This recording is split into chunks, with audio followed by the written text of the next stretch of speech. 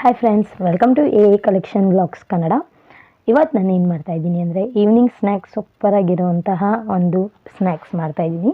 ನೀವು ಮೊದಲನೇ ಬಾರಿ ನನ್ನ ವಿಡಿಯೋ ನೋಡ್ತಾ ಇದ್ದರೆ ಪ್ಲೀಸ್ ಸಬ್ಸ್ಕ್ರೈಬ್ ಮಾಡಿ, ಇಷ್ಟ ಆದರೆ ಲೈಕ್ ಮಾಡಿ, ಶೇರ್ ಮಾಡಿ, ವಿಡಿಯೋ ಕೊನೆಯವರೆಗೂ ನೋಡಿ, ಆಲ್ ಅನ್ನೋ ಬೆಲ್ ಬಟನ್ ಪ್ರೆಸ್ ಮಾಡ್ಕೊಳ್ಳಿ. ನೆಕ್ಸ್ಟ್ ನಾನು ಯಾವುದೇ ವಿಡಿಯೋ ಹಾಕಿದ್ರೂ ನಿಮಗೆ ನೋಟಿಫಿಕೇಷನ್ ಬರುತ್ತೆ. ಈ ರೆಸಿಪಿ ಮಾಡೋದಕ್ಕೆ ನಮಗೆ ಬೇಕಾಗಿರುವಂಥದ್ದು ಒಂದು ಸೋರೆಕಾಯಿ, 1 ಕಪ್ ಕಡಲೆ ಹಿಟ್ಟು, 1.5 ಚಮಚ ಖಾರದ ಪುಡಿ, ರುಚಿಗೆ ತಕ್ಕಷ್ಟು ಉಪ್ಪು, 1 ಚಿಟಿಕೆ ಆಗುವಷ್ಟು ಸೋಡಾ ಪುಡಿ.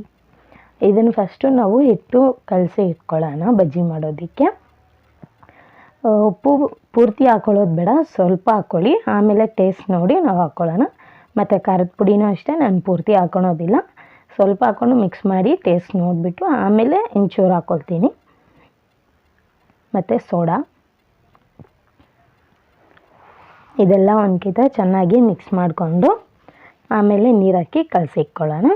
ತುಂಬ ತೆಳ್ಳಗೂ ಇರಬಾರ್ದು ನೀರು, ಹಾಗೆ ತುಂಬ ಗಟ್ಟಿನೂ ಇರಬಾರ್ದು. ಇಡ್ಲಿ ಹಿಟ್ಟು ತಿಕ್ನೆಸ್ ಇರುತ್ತಲ್ವ, ಸೊ ಅಷ್ಟಿದ್ರೆ ಸಾಕು. ಈಗ ಚೆನ್ನಾಗಿ ಮಿಕ್ಸ್ ಮಾಡಿಕೊಂಡು ಒಂದ್ಕಿತ ರುಚಿ ನೋಡ್ಕೊಳ್ಳೋಣ.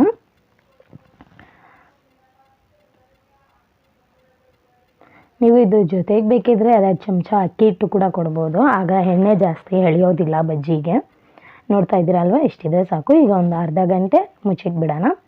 ಈಗ ಇದಕ್ಕೆ ಹತ್ಕೊಳ್ಳೋದಕ್ಕೆ ನಮಗೆ ಚಟ್ನಿ ಒಂದು ಬೇಕು. ಅದಕ್ಕೆ 1 ಹಿಡಿ ಪುದೀನ ಸೊಪ್ಪು, 1 ಹಿಡಿ ಕೊತ್ತಂಬರಿ, 4 ಮೆಣಸಿನ್ಕಾಯಿ, 1 ಗೋಳಿ ಗಾತ್ರದಷ್ಟು ಹುಣಸೆಹಣ್ಣು ಮತ್ತು ಉಪ್ಪು, ಇದೆಲ್ಲನೂ ಒಂದು ಮಿಕ್ಸಿಗೆ ಹಾಕ್ಕೊಂಡು, ಮೆಣಸಿನ್ಕಾಯಿ ಖಾರ ಜಾಸ್ತಿ ಇದ್ದರೆ 3 ಹಾಕ್ಕೊಳ್ಳಿ, ಖಾರ ಇಲ್ಲ ಅಂದರೆ ನಿಮ್ಮ ರುಚಿಗೆ ತಕ್ಕಷ್ಟು ನೀವು ಹಾಕ್ಕೊಳ್ಬೋದು. ಇದು ಮೆಣಸಿನ್ಕಾಯಿ ಖಾರ ಜಾಸ್ತಿ ಇತ್ತು, ಅದಕ್ಕೋಸ್ಕರ ನಾನು ಬರೀ 3 ಹಾಕ್ಕೊಳ್ತಾ ಇದ್ದೀನಿ. ಮತ್ತು ಕೊತ್ತಂಬರಿ ಸೊಪ್ಪು, ಮತ್ತು ಈಗ ಇಟ್ಕೊಂಡಿರುವಂತಹ ಹುಣಸೆಹಣ್ಣು ಮತ್ತು ಉಪ್ಪು ಹಾಕ್ಕೊಂಡು ನೈಸಾಗಿ ಪೇಸ್ಟ್ ಮಾಡ್ಕೊಳ್ಳೋಣ.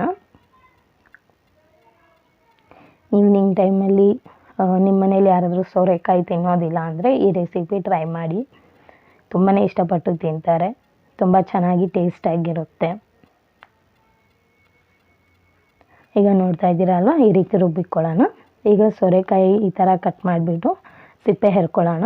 ಕತ್ತಿಯಲ್ಲಿ ಕಟ್ ಮಾಡಿಕೊಂಡ್ರೆ ಅಲ್ಲಲ್ಲಿ ಚೆನ್ನಾಗಿ ಬರೋದಿಲ್ಲ, ಸೊ ಅದರಿಂದ ನಾನು ಈ ರೀತಿ ಸೋರೆಕಾಯಿನ ಕ್ಲೀನಾಗಿ ಹೆರ್ಕೊಳ್ತೀನಿ. ಈಗ ನೋಡ್ತಾ ಇದ್ದೀರಲ್ವ,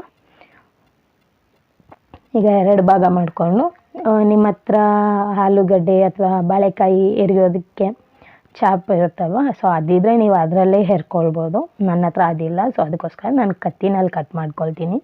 ಕತ್ತಿಯಲ್ಲಿ ಮಾಡೋದ್ರಿಂದ ಸ್ವಲ್ಪ ದಪ್ಪ ಬರುತ್ತೆ, ಯಾಕಂದರೆ ತುಂಬ ಸಣ್ಣ ಕಟ್ ಮಾಡಬೇಕಂದ್ರೆ ಸ್ವಲ್ಪ ಕಷ್ಟ ಕತ್ತಿನಲ್ಲಿ. ಸೊ ನಿಮ್ಮ ಹತ್ರ ಆಲೂಗಡ್ಡೆ ಮತ್ತು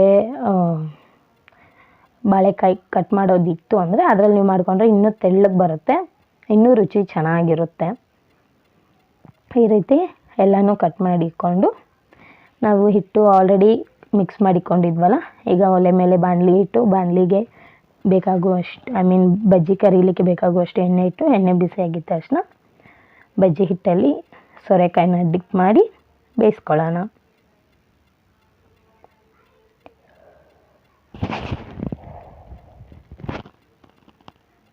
ಈಗ ಒಂದು ಕಡೆ ಬೆಂದಿದೆ, ನಾನು ತಿರ್ವಾಕೊಳ್ತೀನಿ.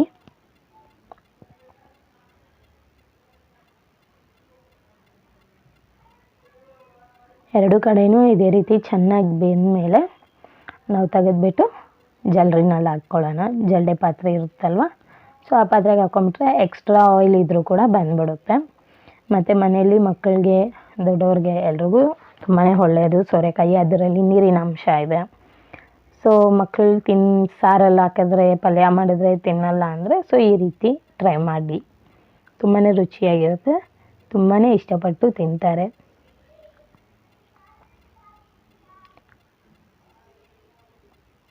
ನೋಡಿ, ಈ ರೀತಿ ಎತ್ತಿಕೊಳ್ಳೋಣ. ಇದೇ ರೀತಿ ಎಲ್ಲನೂ ನಾನು ಸುಟ್ಟಿ ಇಟ್ಕೊಂಡಿದ್ದೀನಿ. ಸೊ ವಿಡಿಯೋ ಕೊನೆಯವರೆಗೂ ನೋಡಿದ್ದಕ್ಕೆ ನಿಮಗೆ ತುಂಬಾ thank you for watching friends.